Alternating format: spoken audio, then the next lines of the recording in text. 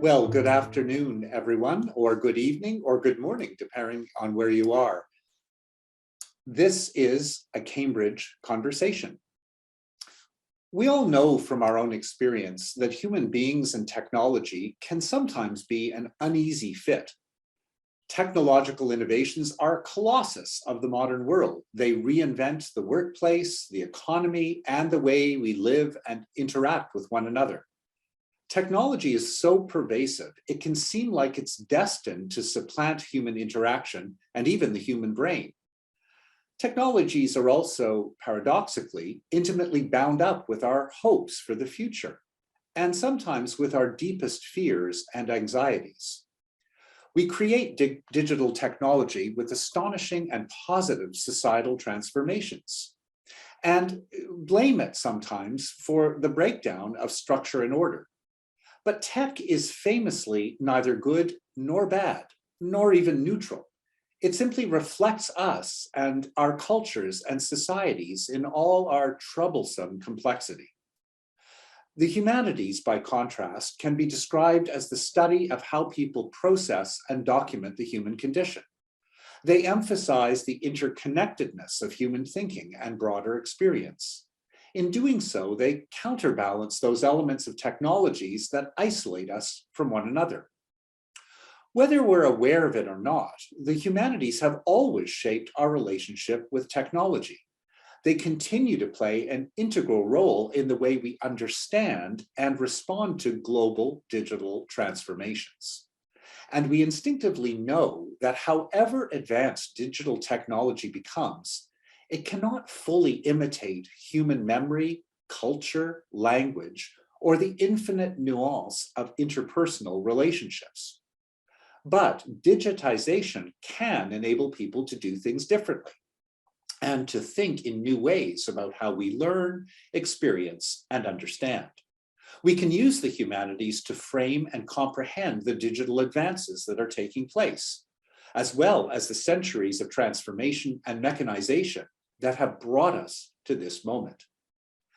Digital questions are human questions. So when the digital meets the humanities, what does their convergence create and allow?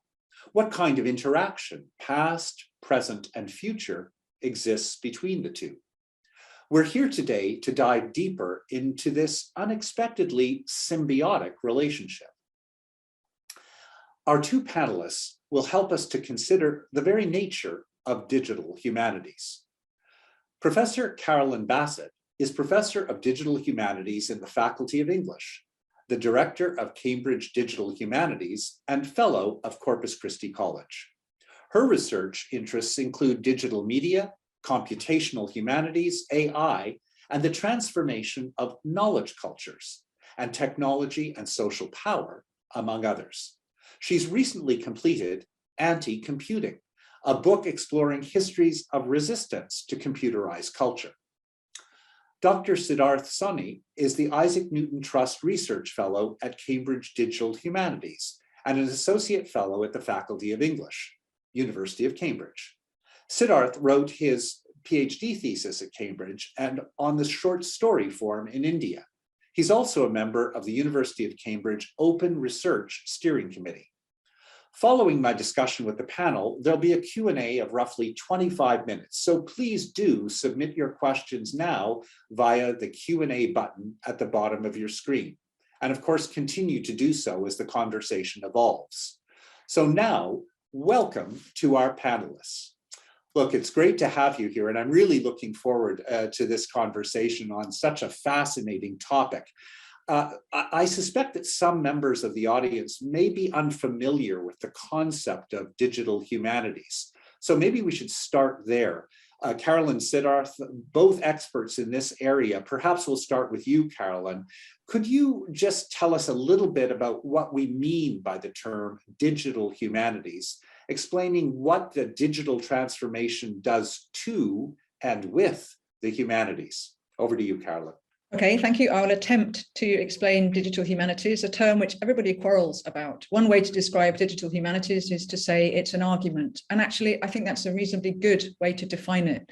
But I think what it actually does is explore and seek to exploit what happens when a culture becomes technological in a new way.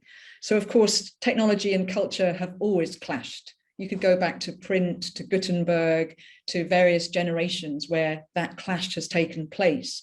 But in this case, I think what we're thinking about is what happens when cultures become computational, when the digital saturates our cultures, when we live in and through information, and when our cultures and our societies are mediated by knowledge and information technologies. And that notion of a knowledge revolution, which is rather an old-fashioned term, but it fits, is a really important way to get at a change in epistemic culture, knowledge culture, and a change in forms of learning, a change in scale, pace, and direction. And I think what digital humanities does actually is both to try and explore and understand that change, but also to exploit what that change gives us. So digital humanities is both engaged with the technological and investigates the technological. So we're interested in generating new tools, new forms of knowledge, and of bringing new kinds of learning into the humanities to ask humanities questions. I think that's roughly what we do, or some of what we do. Some of what you do, and it sounds pretty complicated even for the some, and I love the idea that it's basically a disagreement or set thereof. I'm going to stick with you for a moment, Carolyn, and I'll come to you, Siddharth, in a moment. Look, the humanities, of course, have always been a crucial means of understanding our society as human beings, and that doesn't stop just because we've got this digital transformation.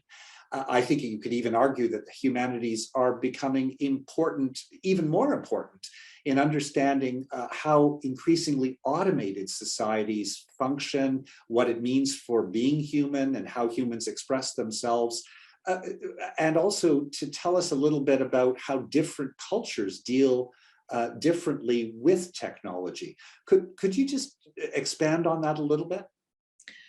I think that maybe the question is, why is it that the humanities are needed to think about some of these questions that are arising? And I think it's in some ways it's a very obvious answer, but technology is human culture. So if you look at, for example, the long series of critical discussions around what technology is, which begin with many people, perhaps Plato, and come through Heidegger and get through to the Phaedrus. But really they're asking, what is technology? How is it human? How is it inhuman? And how can we think through that relationship? And I think that that question arises again and again in relation to new forms of culture. And it's a question that humanities can address in ways that the hard sciences can't, actually. It asks questions. If you're thinking about what happens when large language modelers come close to approximating human language, you can say, does that work? And a lot of computational linguistics are saying, does it work? And improving how it works. But how do we ask the question about what it means that smart agents are talking to human agents and having conversations that seem to be meaningful? Those kinds of questions are about interpretation, about what we count as knowledge, how we think, and how we understand ourselves as humans. And I think the humanities is very well placed to ask those questions. And so the kind of engagement that digital humanities can enable between technologies and technological and technical subjects and humanities subjects can help us address those questions from the perspective of the humanities and from a valuable perspective as well. Thanks, Carolyn. And you've given us a practical or a specific example of how this works. Siddharth, in your work or the sorts of things that interest you, any other examples you could offer of the kind of thinking, the kind of approach that Carolyn's articulating? Yeah, absolutely. I think within this very contested and expansive definition of what digital humanities is and what is the significance of raising humanities questions within technological spheres, within technological cultures that are forged out of this collision or the symbiotic relationship, as you characterize, between automatic, technological, mechanical cultures and between what is considered by humanistic discourse as very, very human, very, very humane, very, very humanistic. I think there is a lot of purchase for humanities. One of the examples that I always keep thinking about is how the very fraud space of the internet yields to the formation of community, and this is something that we've been reckoning with in the entire 21st century. So at the heart of that, what is the question that we're asking? How do communities form online? And this is at once very new, but at the same time, it in fact tugs back at those questions that are at the heart of the humanities disciplines like social anthropology, like cultural anthropology, like literary criticism, which is that how communities form themselves and coagulate themselves and find identity in the fraud space of the internet, in these spheres that technologies have provided to us. And in an odd way, what I think raising these kinds of questions does is that it brings back, the space of the internet as a very contested space, and it challenges these discourses of global connectedness and platform enclosures and the private internet and social media that sometimes presents to us very different ideals of what community is. And so I think humanities questions have to be raised in those spaces frequently and with a lot of rigor. Interesting. So let's expand on that a little bit. One of the great, I suppose, gifts of the humanities as we deploy humanities scholarship, study, thinking, is how we understand cultural memory. And also the continuity of transformation, but also change and stability, the complex interactions there. How do you think the humanities plays out not only in our present, but also in our past? And then I'm going to push you to try to think through what it means for our understanding of futures as well. But let's stick with the past. Yeah, I think one of I think the enduring logics of humanities discourse in the past has been that it is uncontested that this is a field that has accumulated its wisdom over centuries. Caroline made references to the discourses, Plato, Heidegger, and all the way through. And when I think about the humanities, I was looking through the sort of the conversations that we were having recently. And when I think about the humanities, I don't think of it as a discipline that necessarily needs a kind of revolution. I think of it as an elderly guardian, if you like, a 1,000-year-old tree that has been witness to so many transformations in our culture, that has been a custodian of our memory in the past, that has so much accumulated wisdom and so much critical discourse and conversation behind it that we have to harness to find the right kind of questions, to find the right kind of framings, to find new scales and perspectives for our thinking.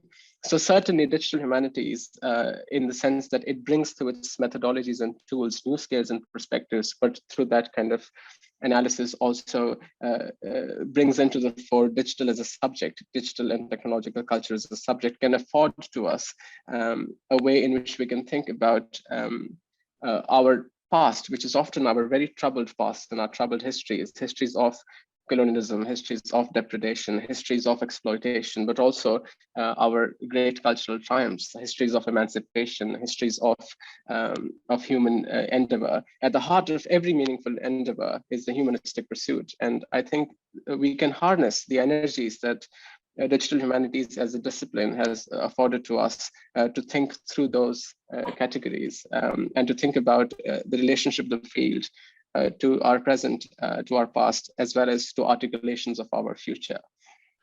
So you've now brought fully into the picture the concept of time, if I may put it that way. And Carolyn, I'm wondering if you have thoughts on how humanities, and indeed the digital humanities, helps us frame understandings of time or challenges our notions of time. How does that play out in the work that you do and what you read in the digital humanities or experience? I think one of the things people often think about digital humanities is because it's about the digital, it must be about the future in a particular way. So it's turning its back on the knowledge we have, the forms of life we had. In fact, I think one of the most profound transformations which digital humanities engages with is a transformation of our sense of time in the present. And also it engages with the transformation of the techniques and the apparatuses through which we have stored and archived and redistributed our cultural memories. So one of the most important sites, really, where digital humanities has been important has been around archiving and around this notion of cultural memory. And that's both when you think about the idea that linking large collections across multiple countries can let you see those collections at different scales and find new understandings. That's the idea of knowledge at scale. There's also the notion that automation of memory produces it in new ways for new kinds of people and democratizes it in new ways, but also perhaps threatens people's rights to their own memories. So there's a lot of questions which become very practical at the level of archival politics, archival collections, and which actually do relate to this notion of a revolution, because there's a transformation in the techniques and apparatuses of knowledge. And people often think those are technical questions, but they come down to matters of cultural memory, and they come down to a kind of memory ethics, I think. But the other way or area that I think is important that DH thinks about, digital humanities, sorry, I'm acronizing, I think is about what it means to live in a technological culture where we are saturated in platforms, in mobile phones, in WhatsApp, in forms of life that mean we have instant access to information we never would have had before. What does it mean to live in an archive? What kinds of cultural productions happen when we live in an archive, when we can write literature, for example, in relation to a sense of a corpus that we would never have had access to before, or when we have access. So this notion of changing the pace and time and direction of human affairs, and I'm more or less quoting McLuhan, who said it about television, right? Yeah. But that notion of a change in the sense of pace and time and scale of human affairs is something you can get at in the humanities, but you actually need to think about that in terms of the information technologies you're using, the infrastructures, as well as around issues of representation. And that's a way in which digital humanities is very material. It's in the humanities, it's thinking about things like literature and history, but it's also thinking about the forms and the apparatuses and the mediums that help us to co-constitute our knowledge, if you like. And it's interested in engaging in those. And I think time, space, the notion of space-time distantiation or contraction finds a new form, if you like, in digital humanities. It's one of the ways it can intervene to transform some kinds of humanities engagement, I think. Which has always been a fascinating topic in science fiction writing, for example. It's really incredible how that sort of time-space continuum, if we may put it that way, has always been a source of extraordinary fascination. You mentioned that we are saturated with digital technology. Siddharth, it seems to me we love them, we use them, but we also in some ways hate them. I certainly do. So there's both, it seems to me, the possibility of enchantment in all of this, that, you know, all of these remarkable abilities and tools and new openings of information and sharing are there, and also disenchantment, that there seems to be, you know, undermining of many of our cultural traditions, undermining of public discourse, all of these issues that we struggle with platforms of digital technologies. Do you think that they've actually created a more level playing field across cultures? What's the tension between enchantment and disenchantment with platforms and networks and digital technologies generally? Yeah, it's a very interesting question, because enchantment and disenchantment has always coexisted. I think I was reading Caroline's book not very long ago, and there was a point where she mentions that, you know, in very recent British history, there was a league against computing, which had about 4,000 computers at the same time as there were 4,000, which had 4,000 people at the same time as there were 4,000 computers in the country. And so our relationship to technology has always had both enchantment and disenchantment. And it's not just our relationship to technology, but it's also our relationship to what I might call the technological idiom. It also has enchantment and disenchantment. We are at once enchanted by the possibilities, by the solutionism, by the affordances of digital technology, and we are disenchanted, we are skeptical, we are critical of it. And so where do we locate ourselves? And has it done anything in a singular moment in this kind of turning of the wheel that will move this quarter of population, to either on the side of enchantment or on the side of disenchantment. What my political position on the question of enchantment and disenchantment is that you mentioned science fiction writing. Enchantment with the way in which digital, the way in which the scientific, the way in which the technological has structured our experience, a fascination, a certain captivation, a certain enduring fantasy has been a part of our culture. It has been a part of our cinematic culture, it has been a part of our literary culture, it has been a part of video games, it has been a part of the way in which we think and create and approximate our world. So there is nothing that can be taken away from that. I mean, that captivation is going to persist, that captivation is going to remain. Disenchantment, on the other hand, I find to be a category with much more critical affordance, because to be disenchanted with technology and to be disenchanted with the technological idiom, which is that the technology will change our world for the good, for the better, means that we can step away from this idea that the unimpeded acceleration, the unimpeded march of technology will one day redeem our world from its prejudices, from its biases, from its own exploitations, extractions, depredations. And it is in that disenchantment that I think we can find a possibility for reparation, a possibility for restitution, a possibility for stepping away and changing. And this is where the humanities comes in, because as I was using that metaphor of that elderly guardian that has been the custodian of our memory and that has been, that has so much accumulated wisdom, we can use all of that discourse and all of that knowledge, or that contested terrain, to step away, to be disenchanted, if you like, with the technological idiom, and to look at these ideas of technological solutionism with critical skepticism. And I think this is where digital humanities affords to me and to many of my colleagues the greatest political possibility. So disenchantment, skepticism. Carolyn, you talked, or you made brief reference earlier to the concept of revolution. And of course, this plays out in different ways. There is this so-called digital revolution, which is, emerging. I'd like first to think about whether that is a real thing. Is it a moment? Is it a series of events and actions and decisions? Or is it something that is a continuous process?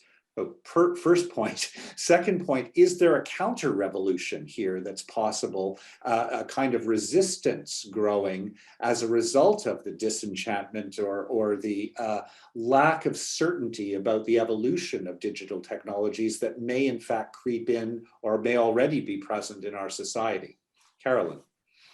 I think there's something really interesting about the idea of a computer revolution or an information revolution or a superhighway revolution or a cyberspace revolution. So one response I would make to people who say we are now in a new computer revolution or an AI revolution, for example, would be to say, when did the revolution start?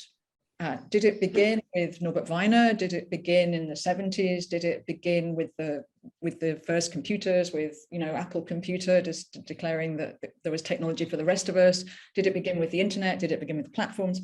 And the reason I think that matters is that I think it's important to think not, is this a revolution now, but how do we think about technology as disruptive, and how do we think about the difference, if you like, between the new and the promises it makes, and the which are often disappoint us, and the profound changes that information technology, computational technologies, knowledge technologies are making to cultures and to societies. And often we assume that the new and the revolutionary are the same, and I don't think that they really are. So I think there's nothing contradictory at all about talking about a long-standing disruptive change. In fact, I think that does begin to grapple with what the kinds of knowledge transformations digital humanities is engaging with. I think it's not gradualist, and I'm not sure that I think evolution versus revolution does it. I think that to think about the degree to which technologies disrupt and produce, if you like, the chance of a break, the chance to make something new, but that chance tends to be stitched back into the context from which it arises. So one of the things I think is important is to think historically about technology. Digital humanities is quite good at doing that, partly because it comes from the humanities when it thinks about the technological, sometimes because it insists that technological histories matter when you talk in the humanities about things like information. So, I always tell my students right now that I'm not having the word cyberspace unless you tell me what date it began. Otherwise, they think they're talking about the new, but they're talking a process that began before they were born. Right. So maybe I'll shift back to you, Siddharth, for your thoughts on the possibility or even the descriptive utility of a notion of counter-revolution here, which is rooted in the description that you've given of doubt, if I may put it that way. And is it possible to think in those terms without being accused of being a Luddite and being sort of anti-technology? Absolutely. I think that's a very interesting question because often critical thinking about technology in those disenchanted terms, in those distanced terms, often invites a certain kind of advocacy, and often invites a certain kind of criticism as well, which is that they are not ready for the new world. They are, that in fact the ethicists, the philosophers, the humanities scholars are not on this bandwagon. They do not want to change the world because they want to sit in armchairs and think about the world in those terms. And the world has in fact moved. Whereas it is only the humanities scholars that are aware of the recurrence of this idea, the perpetual newness of technology for centuries. Technology has always been the new idiom. The technological idiom has always gained its power, and it's gained its significance in this world by presenting itself as the perpetually new thing. And yet, as we are well aware, technological solutions have created problems at the same time as they have created some solutions, indeed.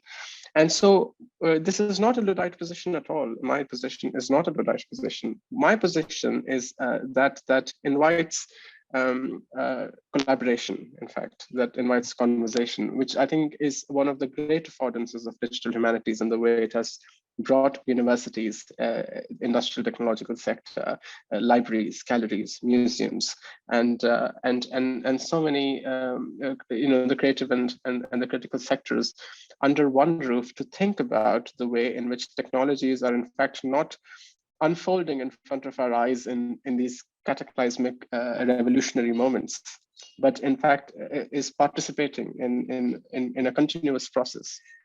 So what I do in fact think about is less doubt in revolution. I think about revolution in other terms, but what I do think about is continuities, and continuities are very important when it comes to critical scholarship.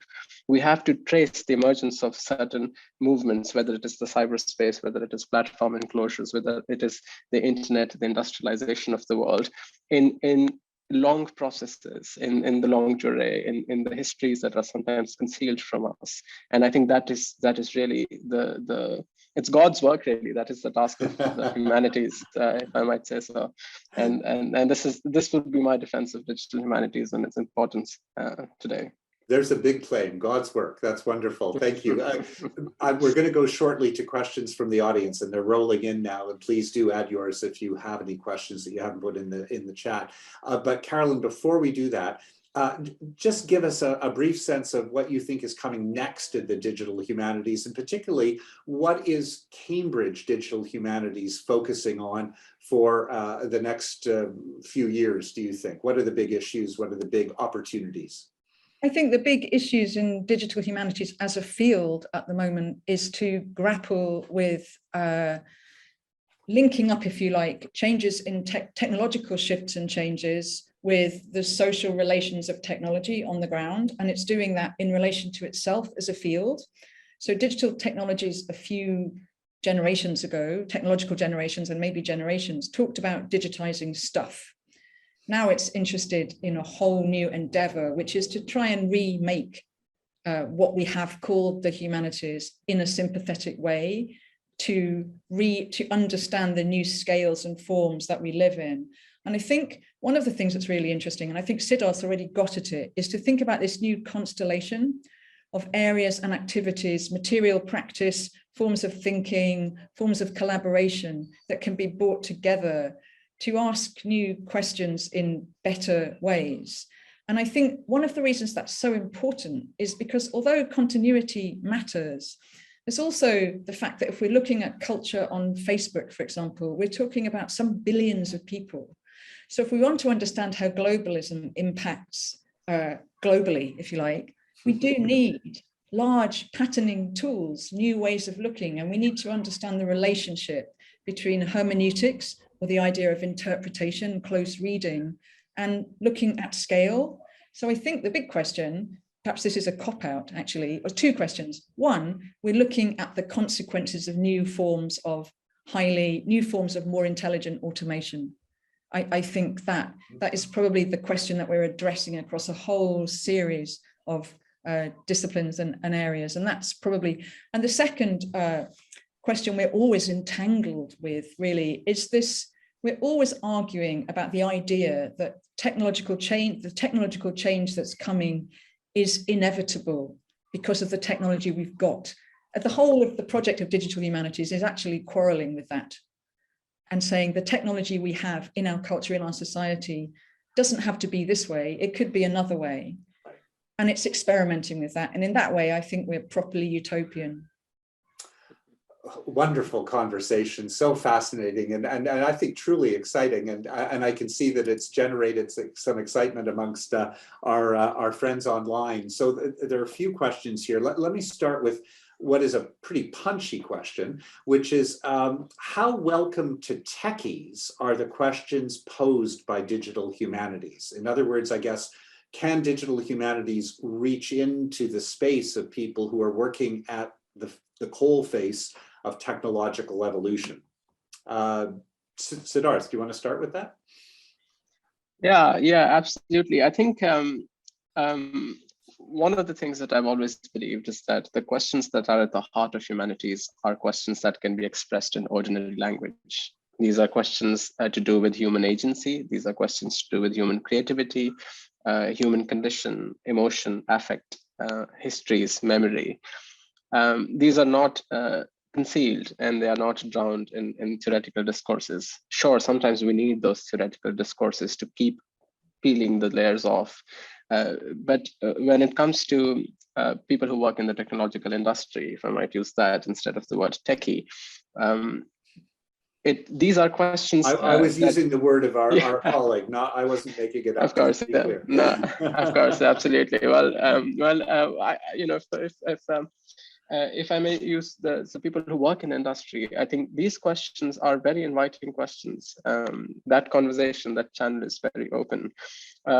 Yet it is true that there is a big barrier that is erected between the industrial sector, between the technological sector, and between their view of what ethics is, which is extremely formulaic and very regimented, and what our view of ethics is, which is very philosophical and very meditative, if you like. And I don't think the barrier is in fact a barrier of language or a barrier of disciplinary inclinations. Sometimes I think these conversations are siloed off from each other because there are private stakes, because there are corporate stakes, because there are malign actors. And I'm very happy to say that, because I think the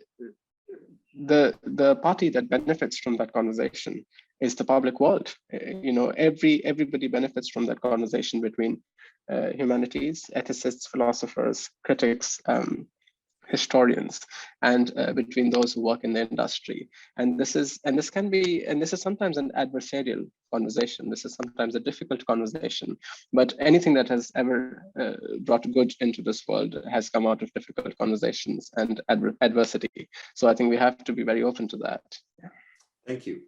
Carolyn, we have a question from someone who says that he or she has worked in digital humanities for a decade or so, and says that they're still undecided as to whether I believe the application of digital technologies has led to a qualitative change in how we approach and study humanities, or merely a quantitative one? And so the actual question that's posed is, do you think humanities scholars 100 years from now would actually recognize our contemporary aims and methodologies? In some ways, I hope they wouldn't. Mm-hmm. But I think this might be the other side of the question that Siddharth was asked. So that if the question to Siddharth was, are DH scholars welcome to techies? This way round, the question really is, can digital humanities actually say anything to humanities questions? And actually, I think that there's one answer which would be yes, but I actually think there are really interesting and intractable negotiations between close reading and interpretation and the kind of forms of algorithmic algorithmic processing and data science and the kind of results they produce, if you like. And I don't think that there's a simple way to reconcile the two forms of knowledge that are being produced. I think actually a task of digital humanities is to think about how those different kinds of knowledge production come together in almost everything we do, so that there isn't a purely technical way of asking a question or a purely non-technical way. So I think a big interest in digital humanities at the moment is around what is very ungainlily called knowledge pipelines. But in a more interesting way to put this, perhaps a more comprehensible way, would be to say, so you think you worked on a big heap of data using an AI. Who chose the data? Who collected it? Was it part of the internet? What's the internet? It's a conversation amongst millions of humans. Who chose it? So those questions of interpretation and instrumentalism come together. And I think that argument between the quantitative and the qualitative is not reconcilable, but has to be tackled. And I think it will be tackled in new ways 100 years from now. I suspect it will still be a question. I don't know if that's a good answer, but that's my answer. No, I always think it's good to imagine what the new questions and the big questions are going to be 100 years from now. It's one of the things that creates really open-spirited thinking, it seems to me. One interesting question here about whether digitization inevitably has led to cultural homogenization. And the real focus is, can what is called digital imperialism be avoided? Siddharth, I'll start with you.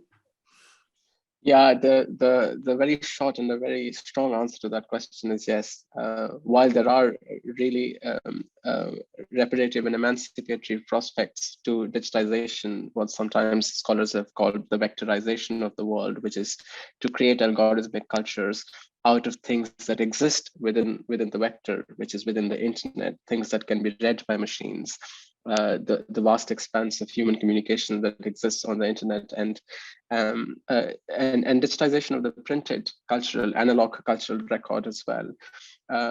Unfortunately, what has happened, and this is universally accepted within digital humanistic scholarship, is that it has retraced the steps that the production of the analog cultural record has already done, which is that it's often very Anglo-centric, which is English is the hegemonic language in which that record exists. It is very metropolitan, which is that there is about 10 times more information from just North America than from the rest of the world. It is very, very white. And that is a really big problem.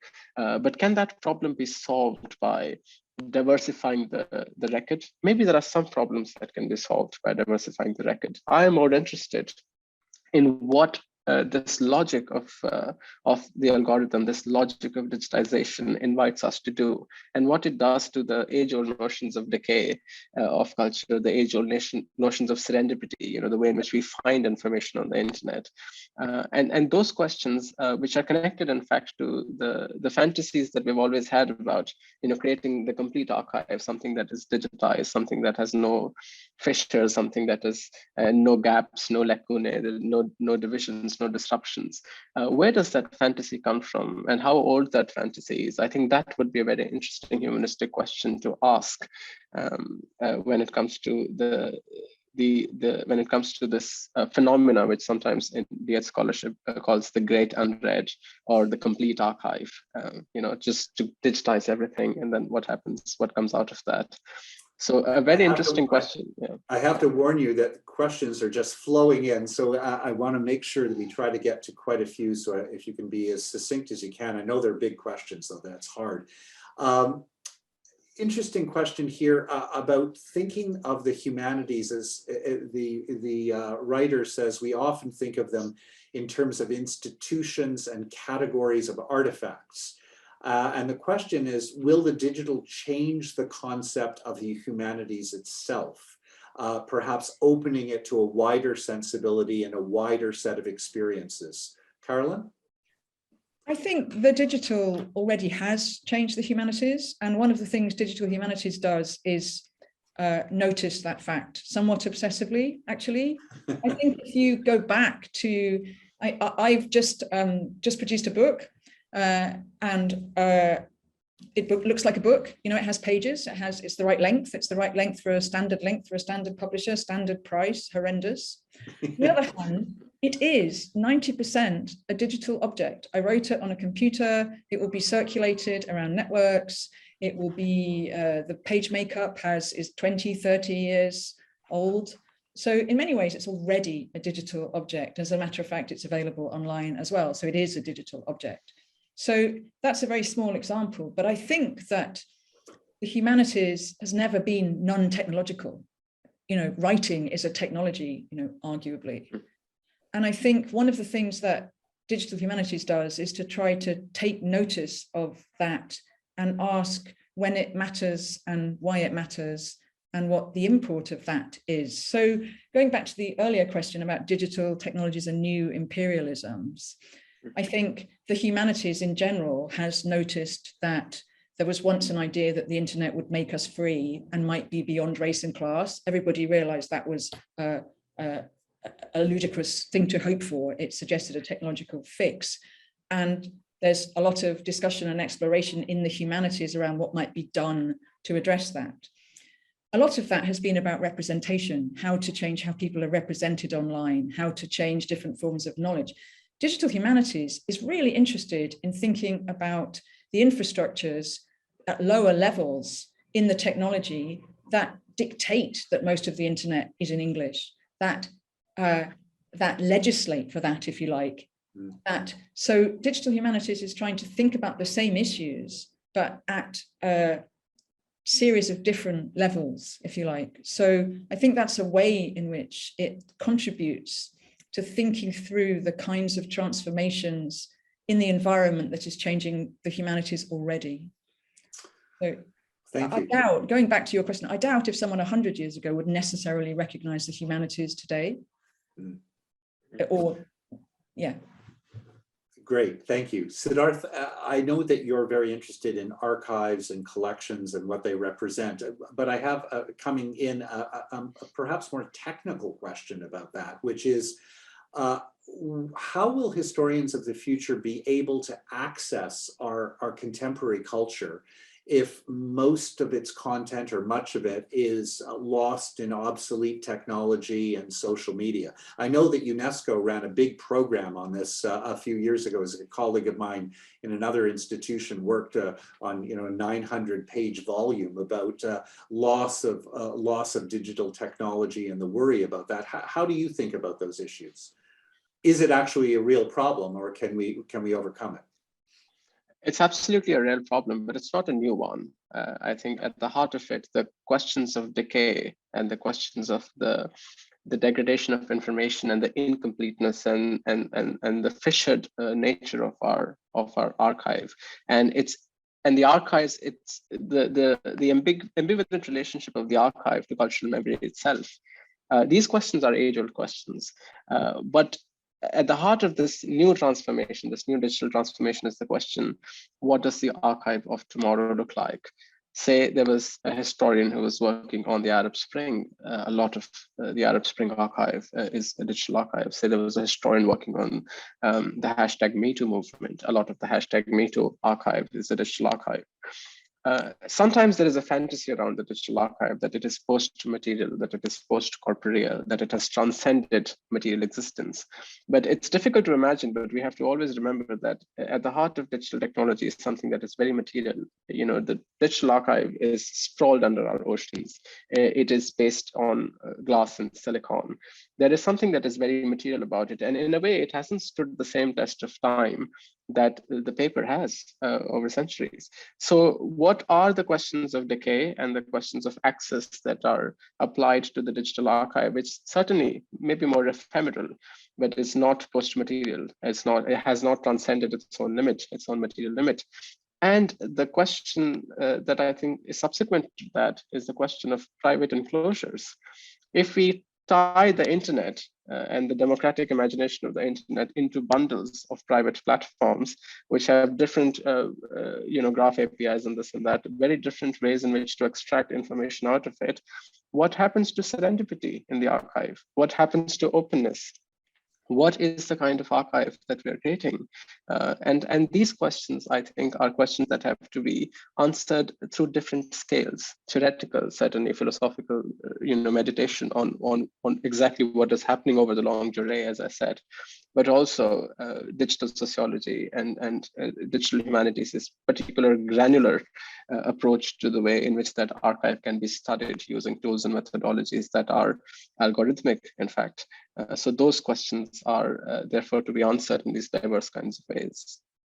Thank you. We're really running out of time, so I'm going to ask Caroline one last question, which I'm afraid you're going to have to answer in about a minute or a minute and 30 seconds, which is, and it's a big one, are you optimistic or pessimistic about the impact on reasoning that digital platforms and technologies afford? And here, of course, we're thinking about either the broadening of reasoning communities or the closing down of discourse in so-called echo chambers. Optimistic or pessimistic? I'm hopeful. I think hope is a little bit different from optimism. I agree. I think hope doesn't assume something will happen, but seeks to find a way and a path and a route towards the kind of change that would make it possible.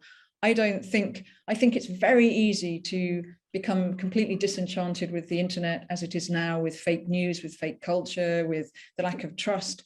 I think it's really salutary to think back to the time there was a single white man in a dinner jacket standing at the top of Alexandria Palace, broadcasting to the nation, which was assumed to be white, as a paternalistic voice of the people. And the BBC is wonderful and should be supported, but I think the internet actually did and does open up a form of communication that potentially can be superb and that we should engage with. And we should also look forward to engaging with our alien agent friends as they develop forms of reasoning that we can work with. So I'm immensely hopeful, really, because technology can do something really astonishing and can produce a just information world, given human will. You're going to have to team up with our colleagues at the Leverhulme Institute for Life in the Universe, thinking about exactly your last point. It's fabulous.